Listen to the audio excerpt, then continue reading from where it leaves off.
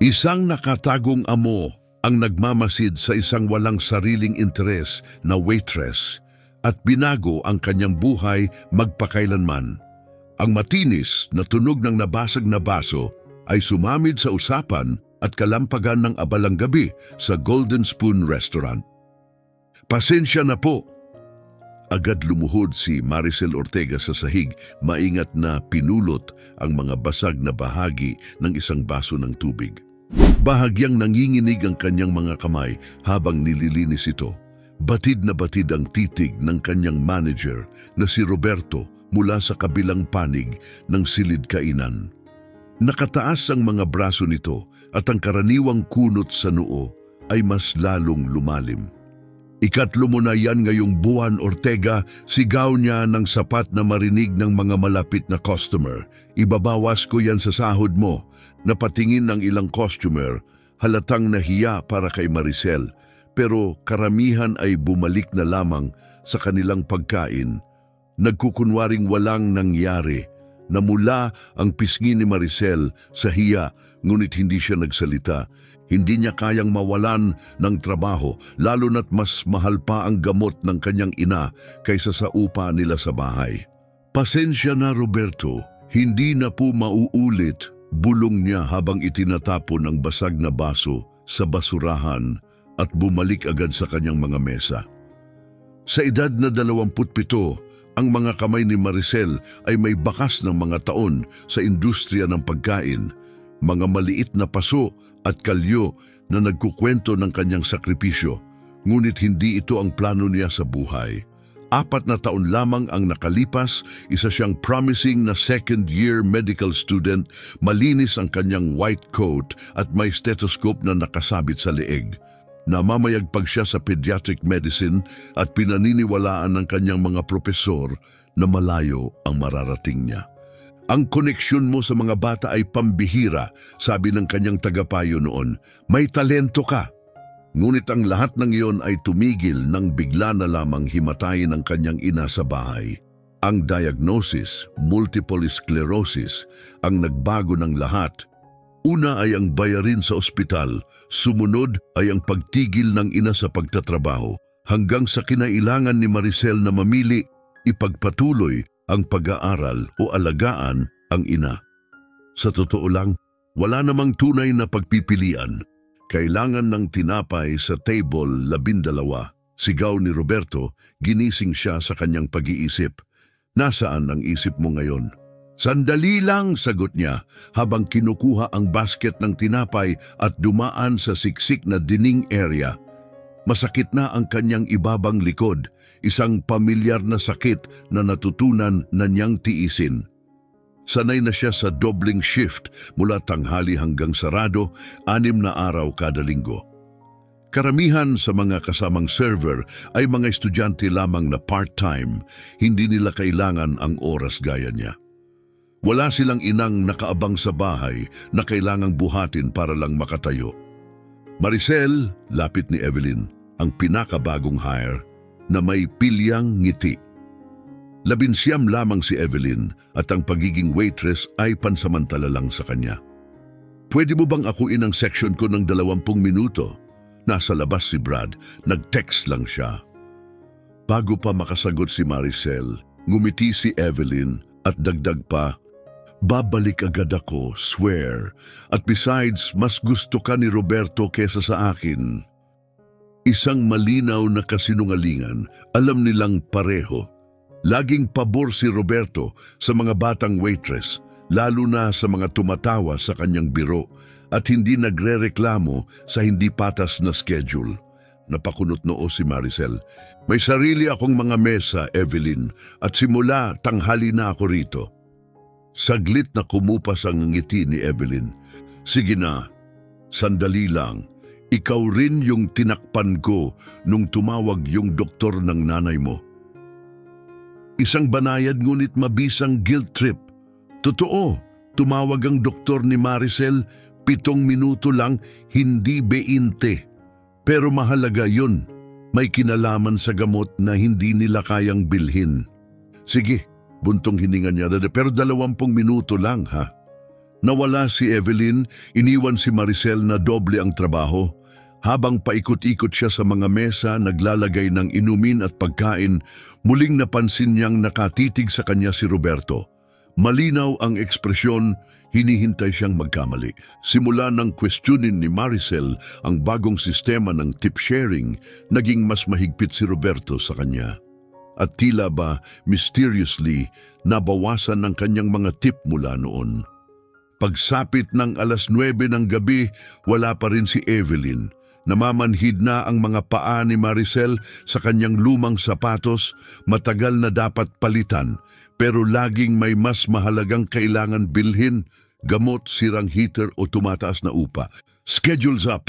sigaw ni Roberto habang isinasabit ang bagong schedule sa break room. Hinintay muna ni Maricel na magalisan ng iba bago siya lumapit. Nanlamig ang kanyang dibdib. Sa halip na 5 dinner at 2 lunch shift, 3 dinner shifts na lang ang natira sa kanya. Agad siyang nagtungo sa opisina ni Roberto. "May mali ata," sabi niya. 4 na shift ang nawala sa akin sa schedule." Hindi siya tinignan nito. "Walang mali. Sobra tayo sa tao." "Pero matagal ko nang hawak ang mga shift na yan," giit niya, ramdam ang kaba. "Kailangan ko po talaga ng oras." Sa wakas, tumingin si Roberto at nagkibit balikat. "Kailangan ni Evelyn ng mas maraming oras. Humingi siya. In-adjust ko." Nakatira si Evelyn sa mga magulang niya. Pigil ang luha ni Maricel. Sabi nga niya last week, nag-iipon siya para sa Cancun. "Hindi ko problema yan, Ortega. Final na ang schedule." Nanatiling nakatayo si Maricel, hindi makapaniwala. Huli na siya sa plano ng paggamot ng kanyang ina. Sinabi na ng neurologist na ang hindi pag-inom ng gamot ay maaaring magpadali ng paglala ng sakit. Huminga siya ng malalim, bumalik sa dining room. Itinaas ang ulo, tumindig ng tuwid at nagpatuloy sa kabila ng lahat. Hindi niya pwedeng hayaang gumuho ang sarili. Hindi ngayon, hindi dito. May 3 oras pa bago matapos ang kanyang shift at mahalaga ang mga tip sa oras ng hapunan. Kailangan niyang magpatuloy. Sa kung anong paraan palagi siyang nakakahanap ng lakas. Pagbalik niya sa kanyang seksyon, napansin ni Maricel na may bagong upong customer sa isang mesa. Isang lalaking nakamamahaling suit ang nakaupo sa tabi ng batang babae sa wheelchair. Ang kanyang pananamit pa lamang ay nagbigay ng pahiwatig ng yaman at kapangyarihan. Ngunit ang batang babae ang agad na tumawag ng pansin ni Maricel. Nakatungo ang ulo ng bata, ang kanyang mahabang blondeng buhok ay tumatakip sa kanyang mukha. Pero napansin ni Maricel ang paninigas ng mga balikat nito, ang pagkapit ng mga kamay sa sandalan ng wheelchair. Halatang tensyonado ang bata at gaya ng maraming beses nang nakita ni Maricel, iniiwasan ng ibang server ang mesa, tila takot na baka mahirapan sila. Madaling mangyari ito, ang pag-aalinlangan ng staff sa mga bisitang may kapansanan, iniisip na ito'y matrabaho o komplikado. Lagi itong kinaiinisan ni Maricel, walang sino mang nararapat baliwalain. Kaya't sa isang tunay at mainit na ngiti, lumapit siya sa mesa. "Welcome po sa Golden Spoon," masigla niyang bati. "Ako si Maricel at ako po ang mag-aasikaso sa inyo ngayong gabi." Tumingin ang lalaki, may pag-iingat sa kanyang mukha, ngunit may kabaitan sa kanyang mga mata na hindi inaasahan ni Maricel. Hindi gumalaw ang bata at nanatiling nakatingin sa mesa. "Salamat," sabi ng lalaki sa isang mahinahon at magalang na tinig. "Ako si Nestor at ito ang anak kong si Imelda." Dahan-dahang lumuhod si Maricel upang maging ka-level ng mata ng bata. "Ikinagagalak kitang makilala, Imelda. Gusto mo ba ng maiinom habang tinitingnan ang menu?" Saglit lamang na tumingin si Imelda sa kanya, sapat para magtagpo ang kanilang mga mata. Sa sandaling iyon, nakita ni Maricel ang isang bagay na matagal na niyang nauunawaan, isang tahimik na laban na hindi nakikita ng iba. Ang hindi niya alam noon ay ang simpleng interaksyong ito ang magbabago ng kanyang buhay magpakailanman. Habang nagpapatuloy ang normal na ingay sa restaurant, mga usapan, tunog ng kubyertos, bumalik si Maricel, dala ang kanilang inumin. Napansin niyang bahagyang napapitlag si Imelda sa mga ingay sa paligid. Sensory sensitivity na alala niya mula sa rotation niya sa pediatrics. Nang hindi gumagawa ng eksena, tumayo siya sa pagitan ni Imelda at ng mataong daan upang masapawan siya mula sa karamihan. Heto na po, mahinahon niyang sabi, sabay lagay ng tubig kay Nestor at strawberry lemonade na may bendable straw kay Imelda. Gusto niyo pa ba ng kaunting oras o handa na kayong umorder? Ngumiti si Nestor ng pasasalamat. Handa na kami, grilled salmon with asparagus para sa akin. Tumingin siya sa anak, hindi ito nagsalita, nakatutok pa rin sa mesa. Maya-maya nagsalita si Nestor, chicken tenders with mashed potatoes para kay Imelda pakiusap. Magagandang pagpili, sagot ni Maricel habang sinusulat ang order. Pero napansin niya si Imelda na dahan-dahang hinahaplos ang menu ng mga bata. Huminto ang kamay sa drawing ng macaroni and cheese. Lumuhod muli si Maricel sa tabi niya at mahinahong nagtanong, alam mo ba yung mac and cheese namin dito ay sikat? 3 klase ng keso, may malutong na breadcrumbs sa ibabaw. Gusto mo ba yun na lang? Tumingin si Imelda, halatang nagulat na siya ay kinausap mismo. Makalipas ang ilang segundo, tumango siya ng marahan. Mac and cheese then, ngiti ni Maricel habang isinusulat ang pagbabago. Nang tumayo siya, napansin niyang pinagmamasdan siya ni Nestor, bagamat hindi mabasa ang ekspresyon nito. Sa may kusina, hinarang siya ni Roberto. Bakit ka nagsasayang ng oras sa table 7? Matalim ang tanong. Umiyak na si Evelyn. Wala raw nag-aasikaso sa section niya. Inaayos ko ang mga mesa ko, sagot ni Maricel ng kalmado. Dapat 20 minuto lang si Evelyn. 1 oras na siyang nawala. Nagsimangot si Roberto, tigilan mo ang pangaalaga sa batang may wheelchair. Bilisan mo ang turn ng mesa. Hindi ito charity. Naggit-git man sa loob, pinigilan ni Maricel ang sarili. Ang instinct niya bilang dating medical student ang nanaig. Ang mahalaga ay ang tunay na pangangalaga. Naipasok ko na ang orders, anya. Susuriin ko na ang iba kong mesa. Habang patuloy sa pag-aasikaso ng trabaho, hindi niya tinigilan ang pagbabantay kina Imelda at Nestor. Nanatiling matigas ang katawan ni Imelda, ang kanyang maliliit na kamay ay nakapatong sa kanyang lap habang sinisikap ng ama niyang kausapin siya. Ngunit may tensyon sa pagitan nila. Parang 2 taong dating malapit, ngunit may puwang ng nabuo. Dumating na ang pagkain nila, at napansin ni Maricel ang hirap ni Imelda sa paggamit ng tinidor. Nanginginig ang kamay niya, hirap sa pagkuha ng pagkain. Bago pa ito maabot ang kanyang bibig, nahulog na ang mac and cheese. Kita ang pagkabigo ng bata. Excuse me, mahina ang sabi ni Nestor nang mapadaan si Maricel. Pwede bang sabay turo sa anak? Walang pag-aalinlangan, kumuha si Maricel ng upuan. Pwede ba akong makiupo sandali, Imelda?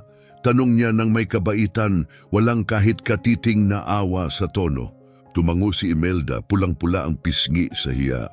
Alam mo, simulang kwento ni Maricel, nung nag-aaral ako ng medisina, tinuro sa amin na parang makina ang katawan ng tao, sobrang galing at komplikado. Minsan may bahagi lang na hindi nakakakuha ng tamang signal kahit maayos naman ang lahat. Ipinakita niya kung paano hawakan ng mas maayos ang tinidor at banayad na inakay ang kamay ni Imelda. Gumagana ng maayos ang utak mo, may kaunting problema lang sa paghahatid ng mensahe sa kamay mo. Napatingin si Imelda tila naaliw sa simple at tapat na paliwanag. Doktor ka ba? Tanong niya. Halos, ngumiti si Maricel habang tinutulungan siyang makakuha ng matagumpay na subo ng mac and cheese. Nag-aaral akong maging pediatrician. Yun yung doktor para sa mga bata. Bakit ka tumigil? Tanong ni Imelda mahinahon pero puno ng kuryosidad. Nagulat si Nestor sa tanong. Saglit na nagbago ang ekspresyon niya. Hindi niya inaasahan na magsasalita ang kanyang anak ng kusa. Maingat na sumagot si Maricel, kalmado at magaan ang tono. Nagkasakit ng malubha ang nanay ko, paliwanag niya, at kailangan niya ako. Minsan, dinadala tayo ng buhay sa ibang direksyon kaysa sa una nating balak. Habang nagsasalita, tinulungan niyang maipagdikit muli ni Imelda ang tinidor sa pagkain. Unti-unti niyang binawasan ang suporta, hinayaang subukan ng bata na gawin ito sa bagong hawak. Ayan, ganyan, paghimok niya. Natuto na agad ang utak mong magpadala ng bagong signal. Matagumpay na naisubo ni Imelda ang pagkain gamit ang tinidor. Isang munting ngiti ng tagumpay ang sumilay sa kanyang mukha. Naaksidente ako, bigla niyang ibinunyag, kaya hindi na ako makalakad ng maayos. Ngumiti si Maricel sa kanya ng may lakas ng loob. Pero ang galing mo naman gamit ang tinidor ngayon, sigurado akong marami ka pang kayang gawin. Marunong akong mag-drawing, sabi ni Imelda, pero kaliwa na lang ang gamit ko ngayon. Ang galing naman, taos-pusong tugon ni Maricel. Karamihan nga hirap pa mag-drawing gamit ang dominant hand nila, ikaw pa kaya nakaliwa na lang. Mula sa kabilang dulo ng restaurant, napansin ni Maricel ang nakakunot noong titig ni Roberto sa kanya. Halatang hindi siya natuwa sa tagal ng oras na inilaan niya sa mesa nila Imelda.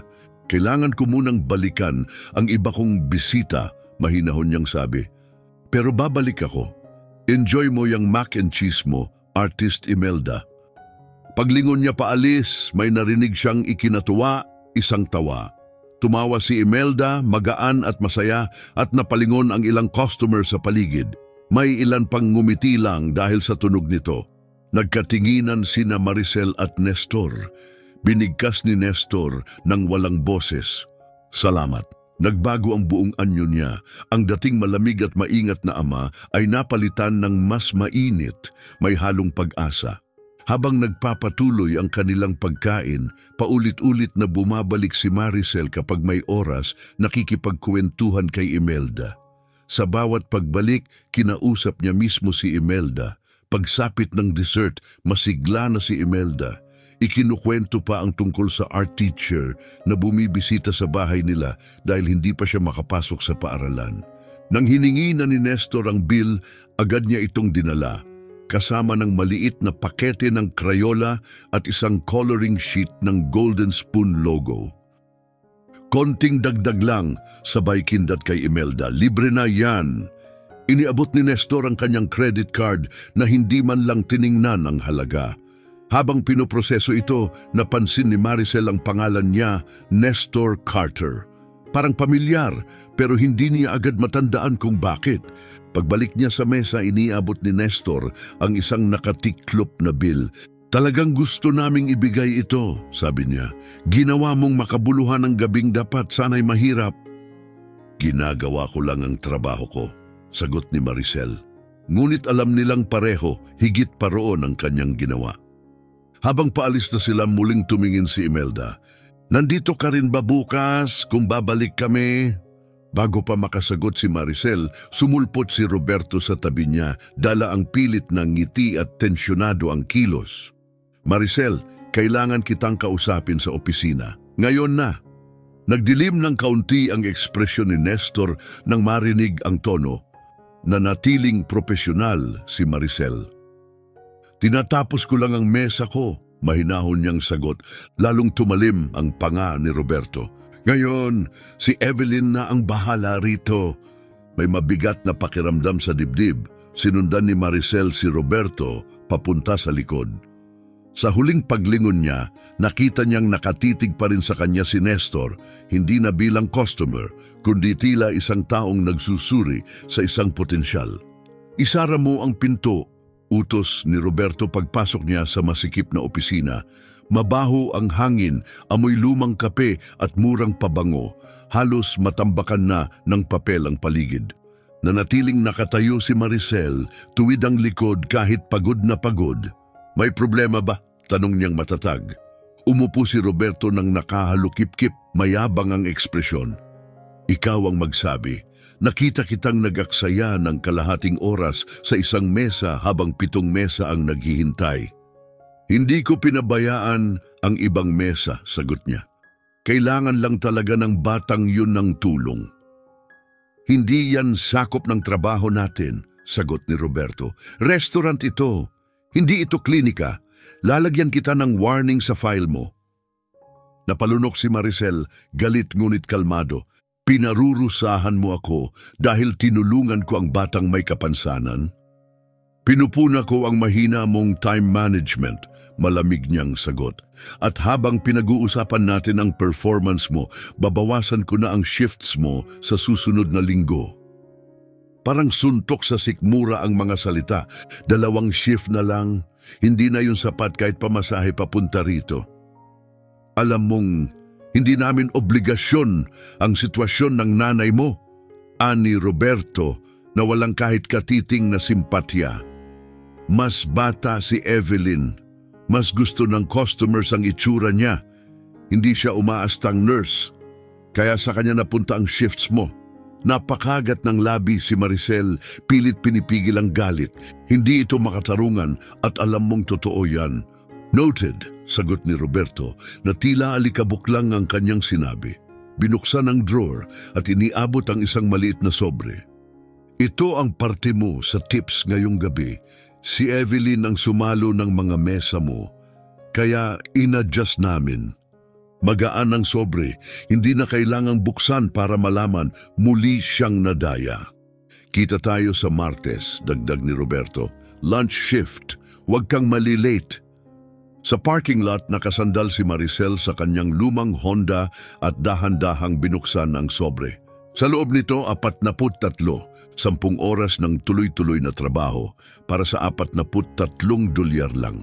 Alam ni Maricel na mahigit $100 ang kinita niya sa tips noong gabing iyon. Nanlalamig ang kanyang mga mata sa luha ng panggigigil. Ngunit pinigilan niya itong tumulo. Hindi makakatulong ang pag-iyak.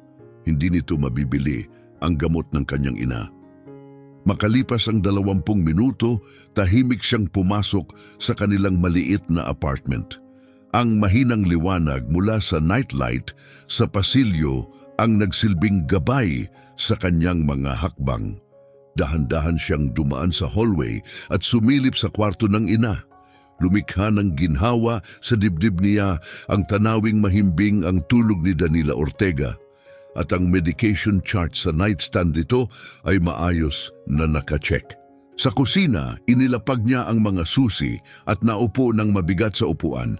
Isang bungkos ng bayarin ang nakadikit sa ref, nakaipit sa ilalim ng magnet. Nasa ibabaw ang final notice mula sa kumpanya ng kuryente.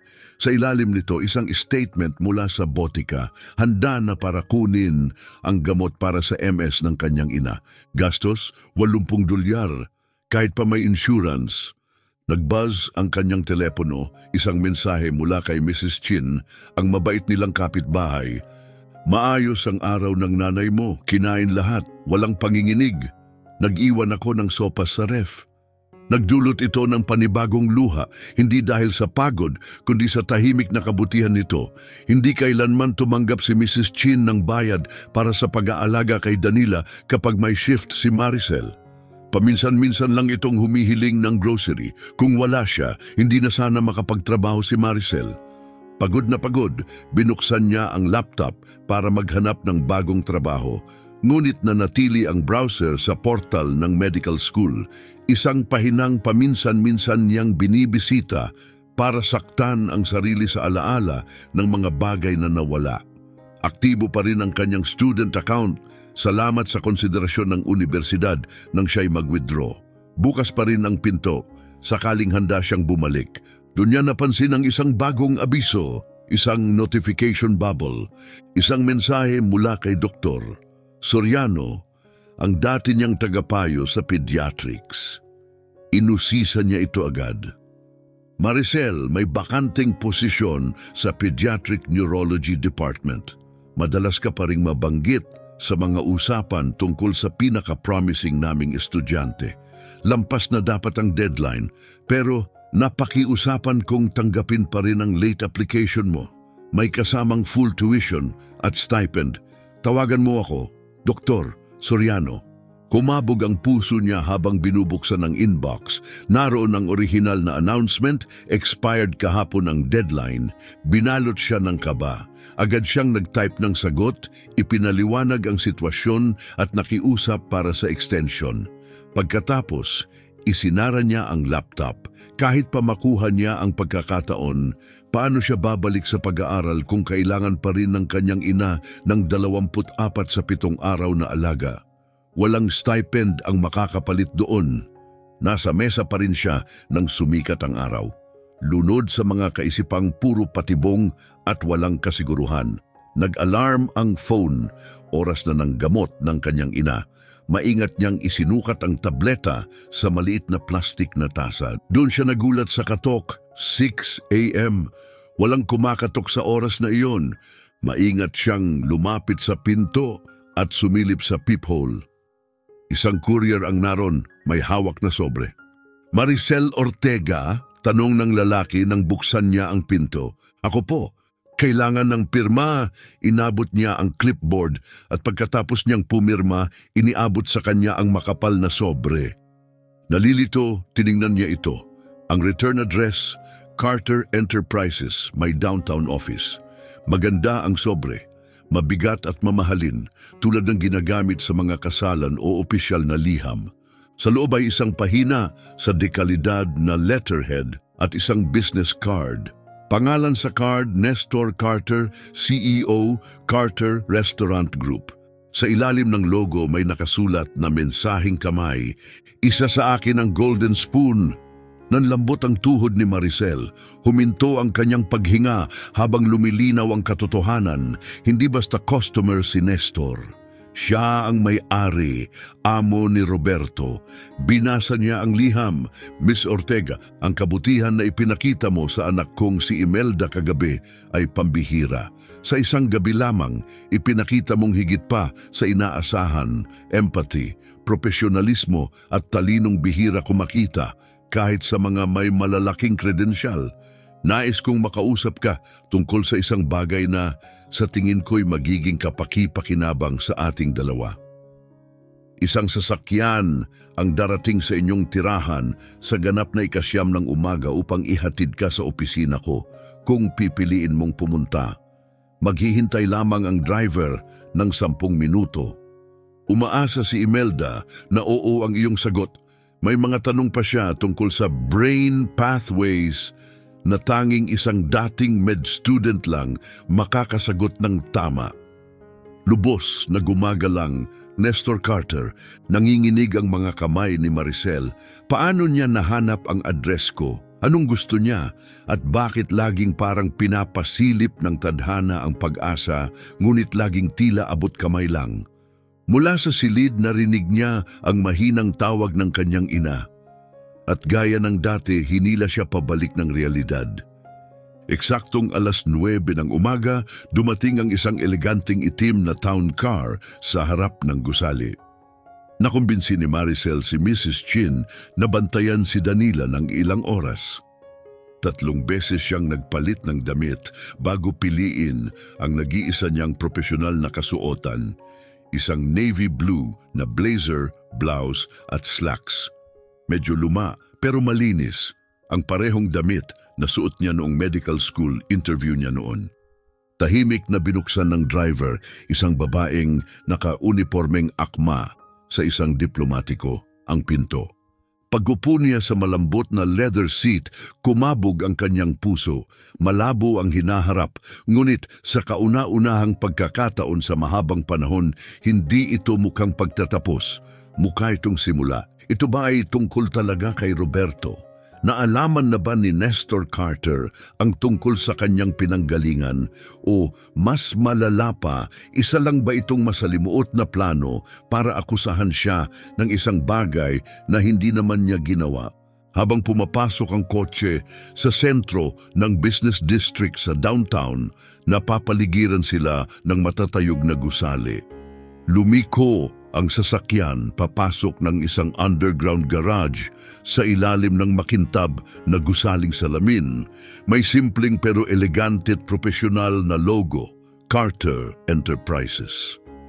Habang bumababa sila sa mahinang ilaw ng parking level, kumalam ang sikmura ni Maricel. Lahat ng nasa paligid ay tila banyaga, nakakatakot. Parang pumasok siya sa mundong hindi kanya. Miss Ortega, sa wakas ay nagsalita ang driver. Naghihintay na po si Mr. Carter sa ika-4 na palapag. Inabot sa kanya ang isang manipis na security card. Kailangan niyo ito para sa elevator. Sabi rin niya, huwag kang magmadali, maglaan ka ng oras. Mabilis ang pag-akyat ng elevator, sumakit ang kanyang tenga sa pressure. Pagbukas ng pinto, sumalubong sa kanya ang isang napakagandang reception area. May floor-to-ceiling windows at tanaw ang buong skyline ng lungsod. Isang binatang receptionist ang tumayo at magalang na ngumiti, kahit hindi abot ang mata. Miss Ortega, welcome. Inaasahan ka na ni Mr. Carter sa main conference room po, pangalawang pinto sa kanan. Tahimik siyang naglakad sa hallway at huminto sa bukas na pinto. Maingat siyang kumatok bago pumasok, kabado. Ngunit natigilan siya sa nakita. Ito'y hindi katulad ng inaasahan niyang malamig na meeting room.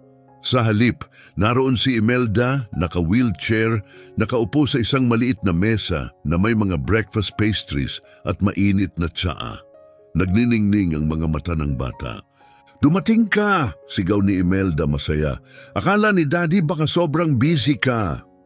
"Buti na lang at hindi," sagot ni Maricel, panandaliang nakalimot sa kaba nang makita ang ligaya ni Imelda. "Nasaan ang tatay mo?" tanong niya. "May inaasikaso," sagot ni Imelda habang inaabot ang chocolate croissant. "Sabi niya magsimula na raw ako. Sabi rin niya, kailangan mo ring kumain, nakakalimot daw ang matatanda minsan." Inilapit ni Imelda ang plato ng pastries. "Masarap yung may raspberry."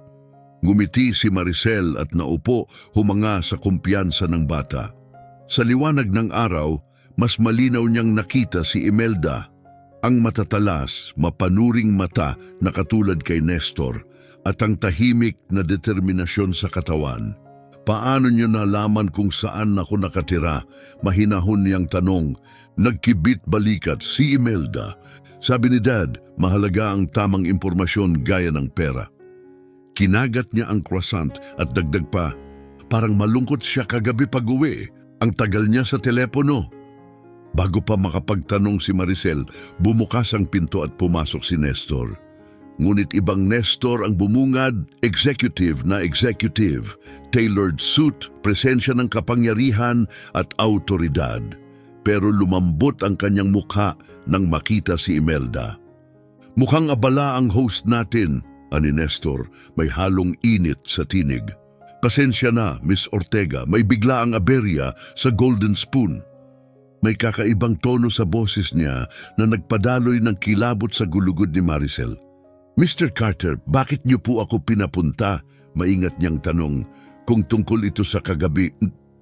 "Tungkol nga at hindi rin," sagot niya, marahang pinutol ang tanong niya. "Imelda, pwede ka bang sumama muna kay Miss Angela sa Model City Exhibit sa ika-38 palapag? Susunod kami doon." Nag-aatubili si Imelda. "Iaalok mo ba sa kanya yung trabaho?" Sinulyapan siya ni Nestor, kalahating nakangiti, kalahating seryoso. "Napag-usapan na natin ito, Imelda. Kailangan munang mag-usap ng mga matatanda." Lumapit ang isang babaeng escort. Paalis na si Imelda, ngunit binigyan pa niya si Maricel ng isang makahulugang tingin, halo ng pag-asa at kapilyahan. Pagkaalis nila, nag-iba ang aura ni Nestor, puro negosyo na. "Ako ang may-ari ng Golden Spoon, simula 6 na buwan na ang nakalilipas," simula niya. "Kasama ito sa isang mas malaking acquisition. Noon ay hindi ko ito nabigyang pansin. Ngunit kamakailan, may mga reklamo akong narinig tungkol sa customer satisfaction at staff turnover." Naupo si Maricel, hindi mapakali. "Anong kinalaman ko po rito?" Isinlide ni Nestor ang isang folder sa mesa. "Lahat!" Binuksan niya ito. Sa loob, financial reports ng restaurant, employee files, at laking gulat niya, ang sariling personnel record niya. Pumunta ako kagabi bilang ordinaryong customer, paliwanag ni Nestor. At ang nasaksihan ko ay hindi katanggap-tanggap. Hindi ikaw, napakahusay mo. Ang pamunuan ang problema.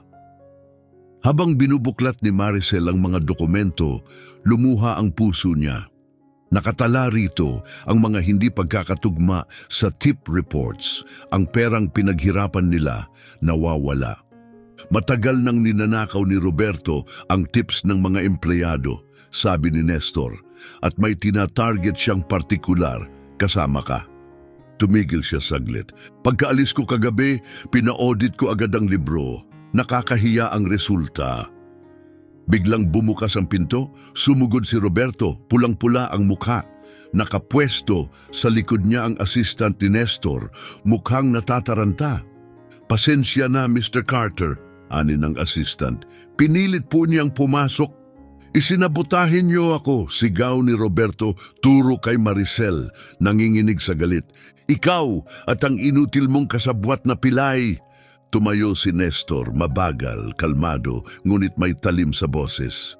Mr. Peterson, ani niyang malamig, ang tinutukoy mo ay ang aking anak at isang iginagalang na miyembro ng aking koponan. Mas makakabuti kung magtitimpla ka ng salita mo. Napahinto si Roberto. Ngayon lamang niya napansin ang karangyaan ng opisina at ang hindi matatawarang autoridad sa kalmadong tinig ni Nestor Carter. Hindi mo naiintindihan kung paano tumatakbo ang mga ganong lugar, pautal-utal niyang sabi. Komplikado ang sistema ng tip. Komplikado ba ang pagnanakaw? Malamig ngunit matalim ang tanong ni Nestor. Komplikado ba ang paggawa ng peking time card o ang diskriminasyong ginagawa mo sa mga empleyado? Gusto mo bang ipaliwanag kung anong bahagi roon ang komplikado? Namutla si Roberto habang itinaas ni Nestor ang isang dokumento mula sa mesa. Simula ngayong umaga, hindi ka na empleyado ng alinmang kumpanya ng Carter Enterprises, mariing pahayag niya. Sasamahan ka ng security palabas matapos mong isauli ang iyong susi at access badge. Naupo si Maricel, hindi makapaniwala habang inaalis si Roberto sa opisina. Paos ang protesta nito, ngunit unti-unting nawala ang ingay. Pagkatapos isara ang pinto, tumingin sa kanya si Nestor. Hindi mabasa ang kanyang ekspresyon. Ngayon, Miss Ortega, o dapat bang sabihin, dating medical student na si Maricel Ortega, pag-usapan natin ang iyong kinabukasan. Napako sa kinauupuan si Maricel, nakapatong pa rin ang mga daliri niya sa folder na nagsiwalat ng buwan-buwang pagnanakaw. Paano niyo nalaman na nasa medical school ako? Tanong niya, di alam kung dapat matuwa o mabahala. Lumambot ang tinig ni Nestor. Matapos kong makita kung paano mo inasikaso si Imelda, pinaimbestigahan ko ang iyong background.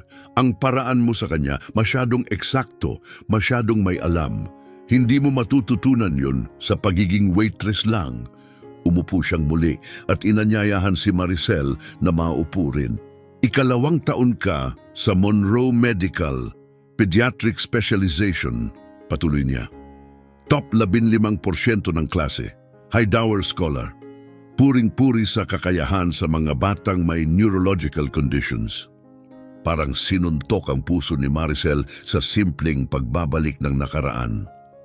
Matagal na yun, mahina niyang sagot. 3 taon at 7 buwan na ang nakalilipas, wasto ni Nestor, matapos ma-diagnose ang iyong ina. Nakakabahala ang kanyang pagiging eksakto. Mr. Carter, matatag na sabi ni Maricel, nagpapasalamat ako sa ginawa niyong aksyon kay Roberto, pero hindi ako komportable sa lalim ng inalam ninyo tungkol sa buhay ko. Tumango si Nestor. Makatarungan, kaya't diretsyo na ako inaalok kita ng trabaho. Anong klaseng trabaho? Tanong niya halatang gulat. May 2 opsyon, sagot niya. Una, general manager ng Golden Spoon. Epektibo agad 3 beses ng kasalukuyang kita mo. May full benefits kasama ang health coverage para sa ina mo. Napatigil sa paghinga si Maricel. Sa wakas, sapat na. Para sa upa, bayarin, gamot, baka may matira pa. Pangalawa, patuloy ni Nestor, posisyon sa Community Health Initiative ng Carter Enterprises, outreach medical program sa underserved communities. Magagamit mo ang background mo sa medisina, mas mataas pa ang sahod kaysa sa restaurant. Bakit nyo ito iniaalok sa isang taong halos hindi nyo kilala? Tanong niya, nalilito. Unang beses, may pumasok na damdamin sa mukha ni Nestor. Dahil sa loob lang ng 15 minuto, nagawa mong maabot ang anak kong hindi mapakilos ng kahit sinong espesyalista sa loob ng 1 taon at kalahati. Imelda, nagsalita siya, anas ni Maricel. Tumango si Nestor at tumawa, nagbukas sa iyo. Yung aksidente, kasama ba ang ina niya? Tanong ni Maricel. Oo, sagot niya, nanginginig ang panga. Car crash. Namatay agad si Catherine. Si Imelda nakaligtas. May partial paralysis sa kanang bahagi at neurological trauma. Physically, nagre-recover. Pero emotional, tuluyan siyang nanahimik. Pasensya na po, bulong ni Maricel. Kahanga-hanga si Imelda. Oo, tugon niya puno ng damdamin na siyang dahilan ng ikatlong opsyon. Isinlide niya ang isa pang folder. Sa loob nito ay liham ng muling pagtanggap sa Monroe Medical School. May petsang ngayong araw. Kalakip, dokumento ng full scholarship at living stipend. Nakakabit dito ang business card ni Dr. Evelyn Soriano. Paano nyo? Halos hindi makapaniwalang tanong ni Maricel. Kasama ko si Dr. Soriano sa Pediatric Hospital Board, paliwanag ni Nestor. Nang ikwento ko ang interaksyon ninyo ni Imelda, agad siyang nakapagsabi kung sino ka. Bukas pa rin ang oportunidad, isang tawag lang ang kailangan. Nanginginig ang mga kamay ni Maricel habang hawak ang liham. Hindi ito totoo, hindi ako makakabalik, kailangan pa rin ako ng nanay ko. Tumango si Nestor, may nakahanda na pala siya.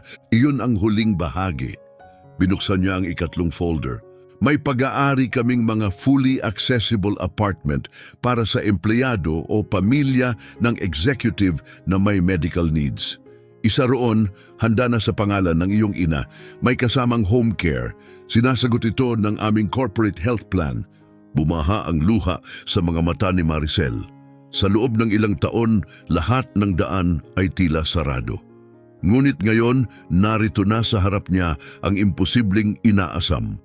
Pag-aalaga para sa ina, pagbabalik sa paaralan at tunay na kalayaan. Bakit? Nanginginig ang boses niya. Bakit niyo ginagawa ito para sa isang taong nakita niyo lang isang gabi? Huminga ng malalim si Nestor. Matapos mamatay si Catherine, inilibing ko ang sarili ko sa trabaho, anya. Akala ko kung magtatayo ako ng mas malaki, mas marangya, baka hindi ko maramdaman ang pagkawala. Habang si Imelda, unti-unting lumayo at hindi ko alam kung paano siya aabutin.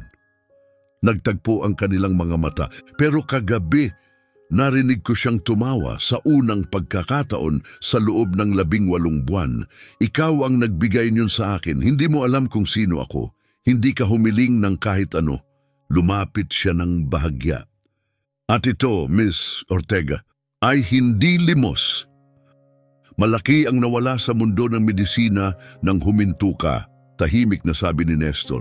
Pero makasarili man, umaasa akong mananatili ka sa buhay ni Imelda sa paraang ikaw ang pipili. Hindi makayanan ni Maricel ang emosyon, bigla siyang tumayo. Kailangan ko lang ng ilang sandali, halos hindi marinig ang boses niya. Siyempre, tugon ni Nestor, sabay turo sa isang pintuan. Private ang balcony. 14 na palapag ang taas mula sa lupa at sa malamig na simoy ng umaga, lumabas si Maricel sa terasa. Umiikot ang kanyang isipan. Hindi lang bukas palad ang alok ni Nestor, binabago nito ang kanyang buong buhay. Ngunit may parte ng kanyang damdamin na nag-aatubili. Ito ba ay isa lamang pagsubok ng isang mayamang tao na ayusin ang problema gamit ang pera? Dinala ba siya rito para lang gumanap ng papel sa buhay ng anak niya na hindi niya pinili? At anong mga hindi nakikitang tali ang kalakip ng ganitong biyaya? Pagbalik niya sa loob, buo na ang desisyon niya. Naroon na si Imelda sa tabi ng kanyang ama. Kuminang ang mga mata nito nang makita siya. Magiging doktor na ba kita balang araw? Tanong ng bata, puno ng pananabik. Tumingin si Maricel kay Nestor na nagtaas ng kamay na parang sumusuko. Nalaman na niya, sabi nito bahagyang natatawa, nag-google na siya ng mga medical school gamit ang tablet ko, marunong. Napatawa si Maricel pero agad ding naging seryoso ang mukha. Bago ko ibigay ang sagot ko, gusto kong malinaw tayo, sabi niya tumingin kay Nestor. Kung tatanggapin ko ang tulong mo, kung babalik ako sa medical school, dapat dahil karapat-dapat ako, hindi dahil binibili mo ang pagkakaibigan ni Imelda o ang isang personal na doktor para sa pamilya mo. Matigas ang tono niya, ngunit imbes na mainis, mukhang napanatag si Nestor. Yan mismo ang gusto ko, sagot niya. At ang pag-aalaga sa nanay ko, hindi dapat nakatali sa anumang personal sa pagitan natin. Hindi nakatali, sagot ni Nestor agad. Mananatili ang tulong anuman ang mangyari. Pero mula sa kanyang silya, nagkunot-noo si Imelda. Pero kung hindi ka tatanggap, sobrang madidisappoint ako, seryosong sabi nito. Ngumiti si Maricel at lumuhod sa tabi niya. Kung ganon, baka may kilala akong med student na masayang ipaliwanag ang brain pathway sa iyo, baka higit pa sa isang beses. At sapat na ang ngiti ni Imelda para sagutin ang lahat. Maingay ang lecture hall habang nag-aayos ng upuan ang mga estudyante para sa Advanced Pediatric Neurology. Pumasok si Maricel sa dati niyang pwesto sa harap, maayos na inaayos ang kanyang mga color-coded notes na parang sanay na sanay. Medyo gamit na ang kanyang white coat pero kitang-kita pa rin ang emblem ng Monroe Medical School. Isang simbolo na akala niya'y hindi na muling maisusuot. Si Dr. Saunders ay walang awa sa surprise quizzes, bulong ni Lydia, ang kanyang study partner, sabay upo sa tabi niya. Binasa mo ba ang cerebellar development? Hanggang 2:00 ng umaga, sagot ni Maricel, sabay tawa at pigil hikab. Nagbuzz ang kanyang phone, mensahe mula sa kanyang ina. Doing water therapy with Rachel today. Feeling stronger. Imelda wants apple cobbler. Dinner at your place tonight? Napangiti si Maricel. Mabilis siyang nag-type ng sagot.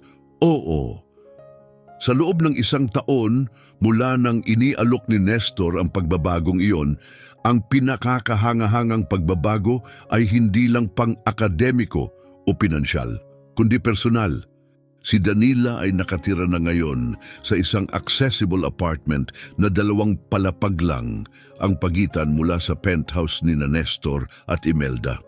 Ang simpleng sabayang hapunan ay naging pamilyar na tradisyon, Sunday dinners, movie nights at isang malalim na ugnayan sa pagitan ni Danila at Imelda na tumugon sa mga emosyonal na puwang na hindi nila alam ay wala pa pala.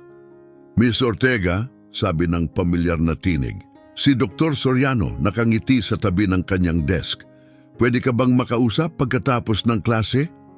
Tumango si Maricel, iniisip kung tungkol ito sa kanyang pinakabagong papel tungkol sa Pediatric Stroke Rehab, isang proyektong inspirasyon ni Imelda. Pagkatapos ng lecture, dinala siya ni Dr. Soriano sa opisina at sa loob nito, isang hindi inaasahang bisita. Nestor, nagulat si Maricel, akala ko mamaya pa ang dinner natin. Maayos si Imelda, agad sagot nito, batid ang pagkabahala niya. Mas higit pa sa maayos, sa totoo lang, kaya ako narito. Ngumiti si Dr. Soriano habang isinara ang pinto. May mahalagang balita, si Mr. Carter, na makakaapekto sa hinaharap mo. Siya na ang magpapaliwanag. Medyo kabado si Nestor. Inabot niya ang makapal na portfolio na may Carter Foundation logo sa harap. Yung Children's Rehab Center na pinangarap natin Matutuloy na, inaprubahan ito ng board kahapon. Binuklat ni Maricel ang mga pahina. Naroon ito, The Imelda Carter Center for Pediatric Rehabilitation, isang makabagong pasilidad na bubuksan ilang hakbang lang mula sa Monroe Medical sa loob ng 18 buwan. Kumabog ang kanyang puso. Mga silid na may natural na liwanag, spaces para sa pamilya, adaptive tech stations, lahat dinisenyo ng may input ni Imelda. Totoo ito, bulong niya manghang-mangha. Pero bakit mo ito sinasabi sa akin ngayon dito? Tumingin si Nestor kay Doktor Soriano at bumalik ang tingin sa kanya. Dahil gusto ka naming maging direktor nito. Natigilan si Maricel. Ibig mong sabihin, gusto ka naming bigyan ng custom academic path para sa huling taon mo. Paliwanag ni Dr. Soriano. Advanced certification sa rehab medicine, admin rotations, leadership training, lahat ng kakailanganin upang maging medical director pagkatapos ng residency mo. Isang gabi ng kabutihan, isang taon ng sakripisyo, isang hinaharap na binuo ng malasakit, hindi lang karunungan. At si Maricel Ortega na minsang nagsabing wala ng pag-asa, ngayon ay may tahanan, layunin at misyon. Ang dami nito, sabi ni Maricel, puno ng damdamin ng boses. Sa wakas, bumigat sa kanyang dibdib ang buong bigat ng alok sa kanya. Ni hindi pa nga ako tapos sa med school. Wala pang 18 na buwan bago magbukas ang center, panatag na sagot ni Nestor. At hindi mo pa naman agad sasagutin ang papel bilang direktor. Nagsisimula pa lang tayong magplano para sa hinaharap mo kung gugustuhin mo. Hindi makapagsalita si Maricel. 1 taon pa lamang ang nakaraan, nagtatrabaho siya ng dobling shift. Halos walang sapat na kita para sa renta at gamot ng ina. Ngayon inihahanda siya para sa isang posisyon ng pamumuno, isang tungkulin na pinapangarap ng karamihan sa loob ng mga dekada. May isa pa, dagdag ni Nestor, habang lumambot ang ekspresyon. Pinagbigay ito ni Imelda. Iniabot niya ang isang maliit, maayos na nakatiklop na papel. Dahan-dahang binuksan ito ni Maricel.